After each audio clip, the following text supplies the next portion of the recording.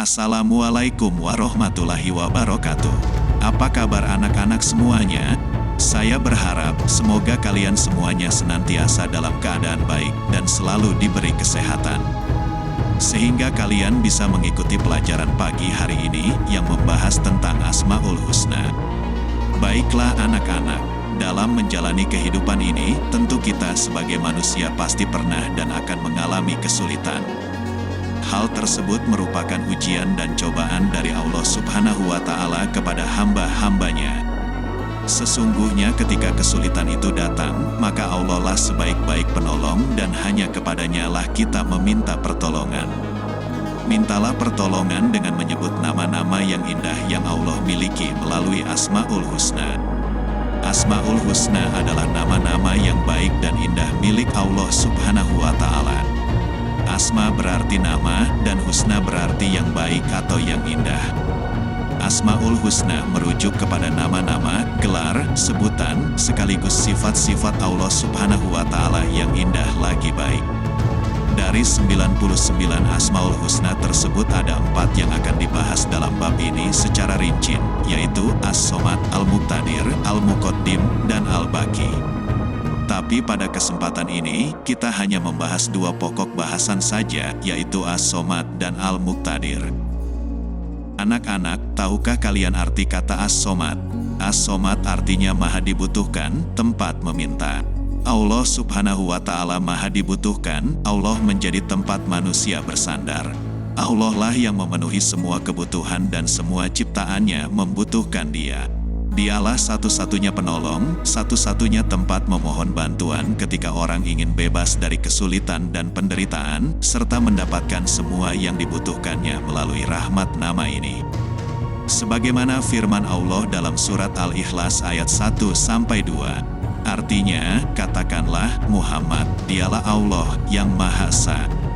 Allah tempat meminta segala sesuatu. Rasa membutuhkan dalam hidup ini sering sekali dirasakan oleh manusia dan seluruh makhluk hidup. Contohnya, bayi yang baru lahir tampak sekali membutuhkan ibunya untuk bisa tumbuh dan berkembang menjadi dewasa. Ataupun tumbuhan yang memerlukan sinar matahari untuk proses fotosintesis agar bisa bertahan hidup. Ketergantungan kepada sesuatu itu adalah sifat makhluk hidup, berbeda dengan Allah yang mempunyai sifat qiyamuhu binafsihi, berdiri sendiri, dan memiliki nama yang indah yaitu As-Somad yang berarti maha dibutuhkan. Sebagai umat Islam, kita harus berusaha menerapkan makna dari nama Allah As-Somad dengan membiasakan berperilaku terpuji sebagai berikut. 1. Menyadari bahwa kita adalah makhluk yang lemah sehingga kita harus memohon pertolongan, kekuatan, dan petunjuk hanya kepada Allah. 2. Berusaha menjadi orang bermanfaat bagi orang lain dalam kehidupan sehari-hari. 3. Saling menolong dalam kebaikan, karena manusia merupakan makhluk yang saling membutuhkan satu sama lain. Seperti membantu teman, di sekolah ataupun di rumah dengan tenaga dan pikiran. Jika kita mempunyai keinginan dan cita-cita, berdoalah kepada Allah karena Dialah tempat kita meminta. Jika apa yang kita inginkan itu memang baik untuk kita, Allah pasti akan mengabulkannya. Jika tidak baik, Allah akan menggantikannya dengan sesuatu yang lebih baik untuk kita. Al-Muqtadir. Arti Al-Muqtadir adalah Maha Kuasa atau Maha Menentukan. Allah Subhanahu wa Ta'ala Maha Kuasa, alam semesta beserta isinya adalah di bawah kekuasaan Allah Subhanahu wa Ta'ala. Seperti gunung-gunung yang berdiri tegak, sungai-sungai yang panjang berliku, tanaman, binatang yang ada di darat dan di laut beraneka rupa. Oleh sebab itu, kita mensyukuri segala kekuasaan Allah Subhanahu wa Ta'ala. Anak-anak, pernahkah kalian merenungkan tentang bentuk tubuh kita? Kita bernapas dan sangat membutuhkan udara. Andai kata kamu tidak diberi Allah Subhanahu wa Ta'ala udara untuk bernapas, tentunya kamu akan sesak napas seperti ikan yang diletakkan di atas tanah dan tidak diberi air. Juga gunung-gunung api meletus mengeluarkan material yang banyak sehingga merusak rumah-rumah di sekitarnya, bahkan bisa menelan korban jiwa, dan masih banyak lagi bencana alam yang menelan korban. Semua peristiwa tersebut terjadi atas izin Allah. Allah Subhanahu wa Ta'ala mudah saja untuk menciptakan dan juga untuk menghancurkannya. Dalil atau bukti Allah bersifat Al-Muqtadir adalah surat Yasin ayat 82. Artinya, sesungguhnya urusannya apabila Dia menghendaki sesuatu, Dia hanya berkata kepadanya, jadilah. Maka jadilah sesuatu itu. Allah Maha berkuasa atas segala sesuatu yang ada di bumi dan di langit.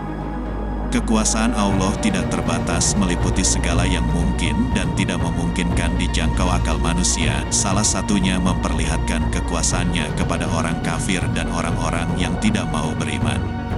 Allah memperlihatkan berbagai mukjizat kepada mereka untuk membuktikan kebenaran para rasulnya. Mukjizat adalah peristiwa luar biasa yang tidak mungkin dilakukan oleh manusia biasa. Contohnya, Nabi Ibrahim alaihissalam diberi mukjizat tidak hangus dibakar. Nabi Musa alaihissalam dapat membelah lautan dengan tongkat dan tongkatnya itu berubah menjadi ular yang besar. Nabi Isa alaihissalam dapat menyembuhkan orang buta dan menghidupkan orang mati. Adapun mukjizat Nabi Muhammad SAW diantaranya adalah Isra, Miraj, dan Al-Quran. Semua mukjizat yang Allah berikan kepada Rasul-Nya adalah tanda bahwa Allah Maha berkuasa atas segala sesuatu yang ada di alam semesta ini, sesuai dengan firman-Nya dalam surah Az-Zukhruf ayat 42. Artinya, maka sungguh kami berkuasa atas mereka.